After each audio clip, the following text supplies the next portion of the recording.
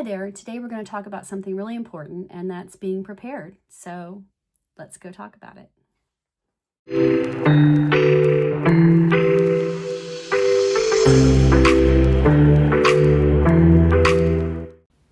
Hi friends, it's Kim from the Everyday Sage, and today we're talking about something that's quietly impacting everyday life, or it will be soon. That's global tariffs, shipping disruptions, and how they might affect what you buy, when you buy it, and how much you pay for it. So when information starts to show up on major news networks and even on Good Morning America, it's time to maybe sit up and listen and pay attention, to what they're saying.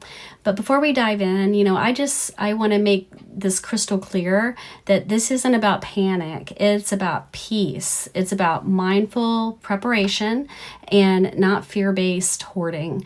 As a matter of fact, it's the exact opposite. So it's about being ready so there is no panic.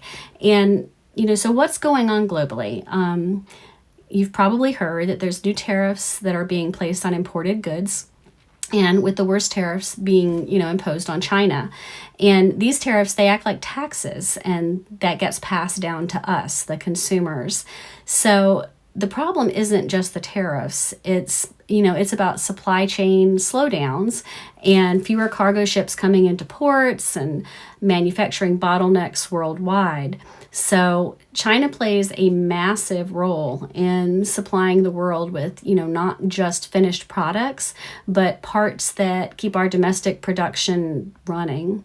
And, that includes like packaging and bottles and caps and labels and, machine parts for U.S. factories and, raw ingredients for food and medicine and cleaners and electronics components and car parts and farm equipment, machinery and, think your AC or your heating unit parts, textiles and fabrics, even items that are labeled made in the USA or America, they can be affected because parts of these products are sourced from abroad. So what can we expect in the coming months? We're already starting to see delays and, some price increases, but the full impact is going to hit in waves. And experts are expecting that by early to midsummer and then into early fall, items like back to school supplies and electronics and clothing, they could be affected. And, then from fall into winter, most holiday toys are imported from China and may become more expensive or harder to find. And longer term, farmers and small businesses may struggle, to source supplies and equipment and affordable packaging. And, this is why starting early in small steps can make a really big difference. So, and this is why we want to be like rooted and ready and not, rushed and reactive. And, you don't need to buy every single supply all at once. Add an item or two to your cart each week. Build a small cushion of calm for yourself and for your loved ones. And, think of it as shopping sales, not shortages, and, buying ahead while it's easy and the products are still on the shelves and available.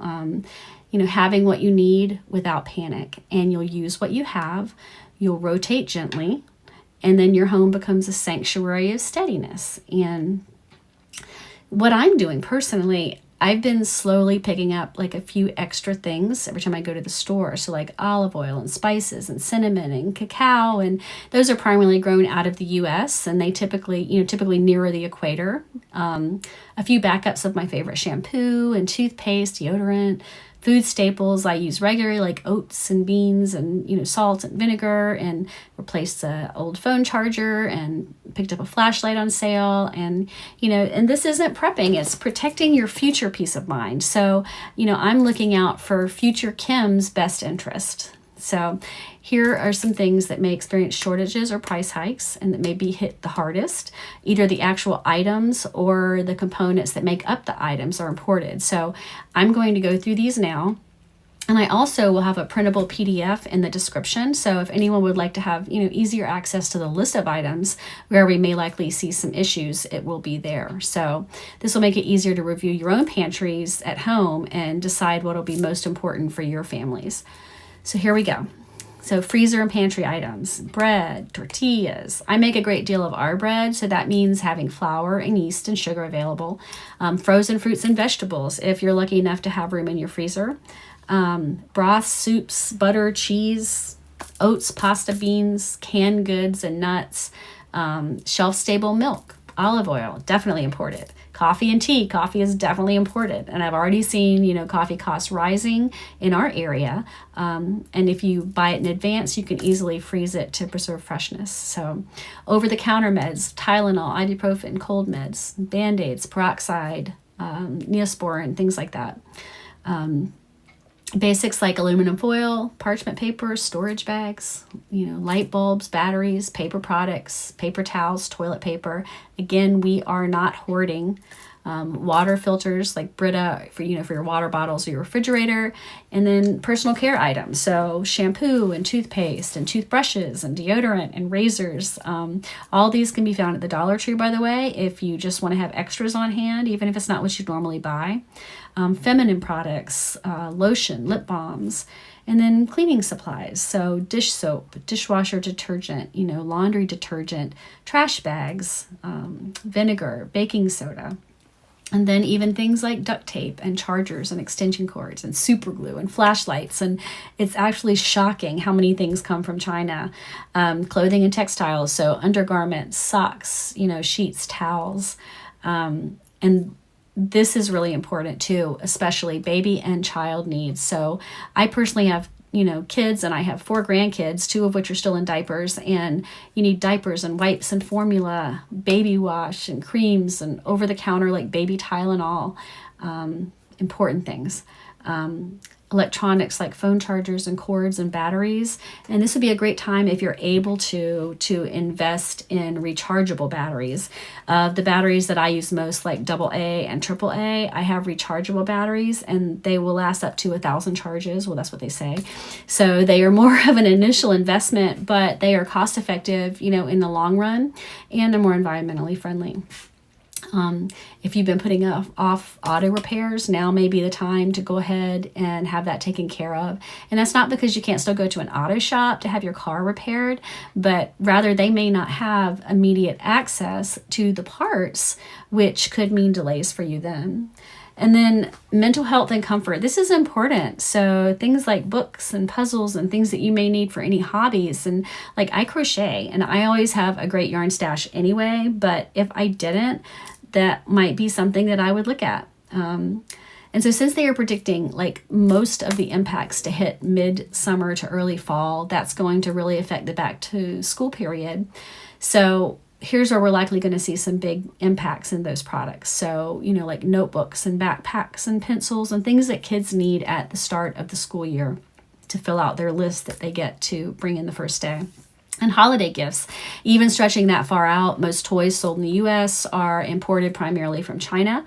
And typically imported items are ordered, 6 months in advance. So that may definitely be affected. And then, even small businesses, they're going to be facing rising wholesale prices, fewer packaging options, or delays in materials. So even relying on local sources could end up being problematic. Farmers, many depend on imported fertilizers, seeds, or replacement parts for equipment. And we're already seeing the effect. For example, soybean farmers, like China is choosing, due to the tariffs, to look to South American, Brazilian resources for supplies. And while I don't eat meat of any kind, pork, exports to China have been, rejected due to the cost.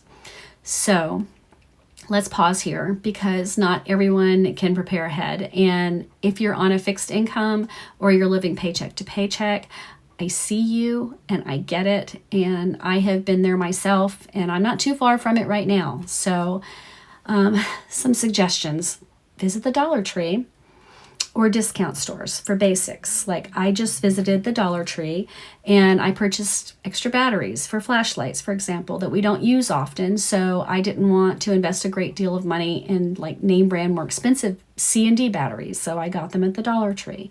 Some cleaning supplies, bar soap, alcohol, things like that. Check your local buy nothing groups. Facebook Marketplace or neighborhood swaps. Community centers and food pantries they may also have household goods occasionally. Also, there's some resources to explore, like 211.org, for local support. If it looks like they have a varying degree of assistance and that's available. So I'm going to link them below in the description. Local mutual aid groups that are on social media, area food banks, they often provide more than just food. And keep in mind, this isn't about doing everything. It's about doing what you can do. So some final thoughts.